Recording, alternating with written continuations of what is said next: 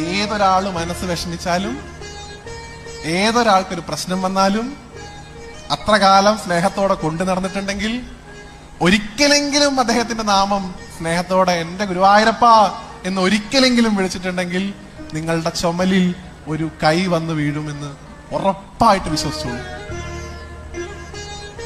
ഞാൻ ഗുരുവായൂരപ്പന്റെ നാമത്തിലാണ് നിങ്ങളോട് പറയുന്നത്. ഭഗവാനെ നിങ്ങൾ ഒരു സെക്കൻഡ് നിങ്ങളുടെ ജീവിതത്തിൽ അദ്ദേഹത്തെ നിങ്ങൾ സ്നേഹിച്ചിട്ടുണ്ടെങ്കിൽ, ഒരൊറ്റ നിമിഷം ഭഗവാനെ നിങ്ങൾ പ്രേമത്തോടെ കണ്ടിട്ടുണ്ടെങ്കിൽ, നിങ്ങൾക്കൊരു വിഷമം വരുമ്പോ, നിങ്ങൾക്കൊരു ആപത്ത് വരുമ്പോ ഭഗവാൻ നിങ്ങളുടെ മുമ്പിലുണ്ടാവും. അത് 4 കൈയുള്ള വിഷ്ണുവായിട്ടോ ഓടക്കോയിൽ വായിക്കുന്ന കൃഷ്ണനായിട്ടോ ആണെന്ന് വിചാരിക്കരുത്. പല രൂപത്തിൽ, പല രീതിയിൽ, പല ചിന്തകളിൽ ഗുരുവായൂരപ്പൻ നിങ്ങളുടെ മനസ്സിലുണ്ടാവും. നേരത്തെ പറഞ്ഞല്ലോ, ഭഗവാൻ ധർമ്മച്യുതി വരുന്ന സമയത്ത് അവതാരങ്ങൾ എടുത്തുകൊണ്ടേയിരിക്കും. എവിടെയാ അവതാരങ്ങൾ എടുക്കണേ? ഹരിദ്വാറിലോ ബദ്രിയിലോ ഉംബർനാടോ അല്ല, നിങ്ങളുടെയൊക്കെ മനസ്സിലാണ് ഭഗവാൻ അവതരിക്കുന്നത്. ആ 2 കുഞ്ഞിക്കൈ നിങ്ങളുടെ തോളിൽ വന്ന് വീഴുന്നത് നിങ്ങൾ അനുഭവിച്ചറിയും. ഭഗവാനെ വിശ്വസിച്ച് നിങ്ങൾ ഭജിക്കുന്നെങ്കിൽ അതാണ് ഗുരുവായൂരപ്പന്റെ മഹത്വം.